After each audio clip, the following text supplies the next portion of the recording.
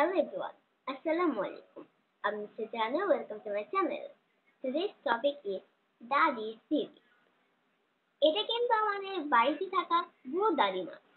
এটা হচ্ছে ইংরেজি THE এর দাদি এর কঞ্জি।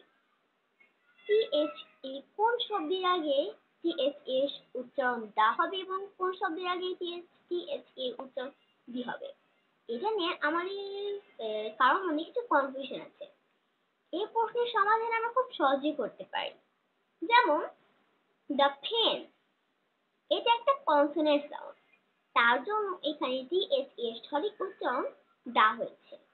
এরপরে দি ই, এটি একটি ভাওয়েল সাউন্ড, তার জন্য এখানে ই এর আগে THE এর উচ্চারণ দি হয়েছে। চলুন আমরা আরো কিছু এই THE এর সঠিক উচ্চারণ জেনে নিই। যেমন consonant sound: the people, the public, the top, the van, the judge, the bus, the cherry, the camera, etc. এরপর vowel sound, যেমন the man, the cow, the rose, the nose, the beer, the ear, the nut, the foot, the cup, the hat, etc.